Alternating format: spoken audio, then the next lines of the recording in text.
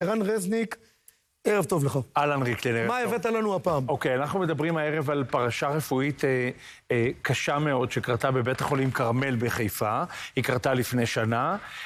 החולה יעקב פרץ, חודשיים אחרי ניתוח לב, אחרי ניתוח מעקפים, הוא מתאושש מהניתוח אחרי תלאות רבות.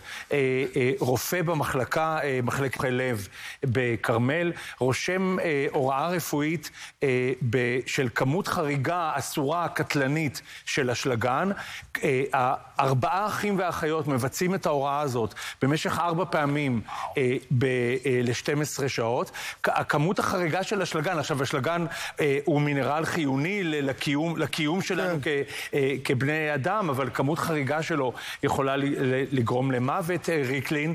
עד כדי כך, הכמות המצטברת של האשלגן שהוא קיבל משמשת במקומות אחרים להמתות חסד, משמשת בארצות הברית להוצאות להורג, עד כדי כך, וזאת הכמות שהחולה הזה קיבל, יעקב פרץ מקיבוץ אז הנה, הבן שלו נמצא פה. לצידי, אסף פרץ, שהגיע ישר מהמילואים במוצבים של צה"ל בסוריה, לדבר איתנו כאן על אביו.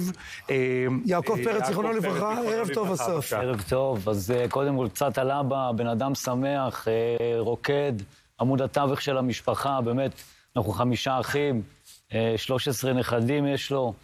עמוד התווך החזיק אותנו, את אמא נתן לנו הכל, לימד אותנו מה זה נתינה, תמיד עוזר, תמיד בשבילנו. התאושש מהניתוח, מגמת שיפור, יום לפני זה הוא קורא לנו, נותן לנו נשיקות, אומר לנו כמה הוא אוהב אותנו, ויום אחרי זה הוא באמת נפטר מדום לב. אנחנו לא מקבלים שום הודעה מהבית חולים. דום לב כתוצאה ממתן האשלגן, כן? כן, ברור, הם בטח בהלם מוחלט, הם לא מבינים מה קורה. אף אחד לא הבין... זה הלם. הלם מוחלט, כן, קוראים לנו לבית חולים, ובאמת מסתירים מאיתנו עד היום את מה שקרה שם. 4 אחים לא עולים על האירוע?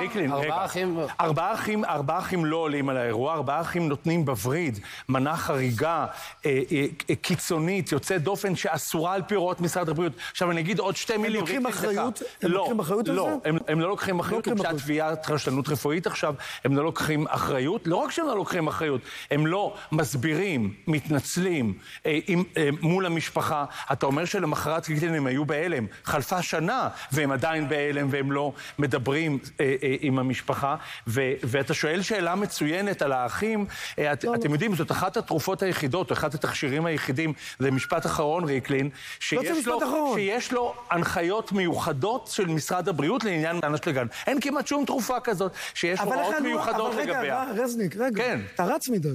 איך גיליתם את זה? אז איך גיליתם? אם לא שיתפו איתכם פעולה, איך נודע לכם מה קרה? הזמינו אותנו לאיזושהי ועדת בדיקה שהבית חולים הקים, והמליצו לנו להגיע עם עורך דין. לא הבנו למה אנחנו צריכים עורך דין. העורך דין שלנו עלה על זה מהר מאוד, והסביר לנו מה קרה.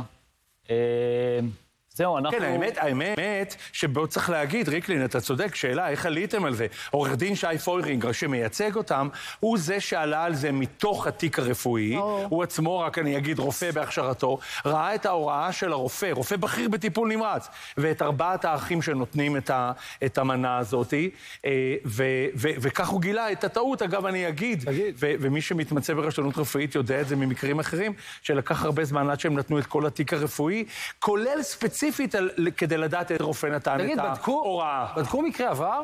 כי מקרים כאלה, אתה יודע, שווה לבדוק לפעמים מקרים שקרו עם אותם רופאים, אם לא קרה... אני כבר יכולה להגיד לכם שיש אתה צודק, שווה לבדוק את זה גם למחלקה הזאת, אם תרצה וגם בכלל. אתם תובעים אותם?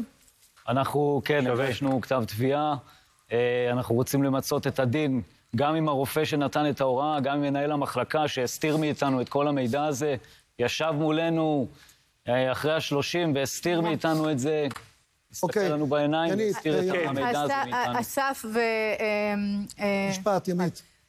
קודם כל, רן, יש תקדים לזה, אני יודעת גם לתת לך אותו בשלוף, ואני יכולה להמליץ מכאן לכל מי שצופה בנו, אם יש לי המלצה אחת, בתור מי שמכירה את הנושא הזה היטב, ולא ידעתי שהוא יהיה כאן היום, זה אם אתם מלווים הורה בבית חולים, להיות צמוד אליו ולשאול כל תרופה שנותנים לו. אני יודעת שזה לא מנחם עכשיו, אבל זו ההמלצה שלי לכל מי שיש לו מישהו שהוא יקר לליבו בבית חולים, לא לזוז מהרופא לדקה, להבין כל מה שמכניסים לגוף. תודה רבה לך. עצה מצוינת, אבל זה לא תמיד עוזר, הם היו צמודים אליו. תודה רבה לשתיכם, חברים יקרים. זאת אחת המשפחות הכי מסורות שאני מכיר, היו צמודים אליו. תודה לכם, צופים יקרים שהייתם איתנו. ערב טוב לליטל שמש. תודה, ריקלין.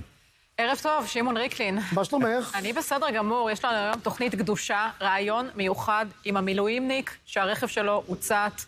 אשתו אמנם התראיינה, אבל הוא לא התראיין, והוא יהיה אצלנו... הישג עיתונאי. כן, הוא יהיה אצלנו בתוכנית בשבע. כמה הוא כועס מאחד את ליטל שמש? אנחנו נחכה לראות.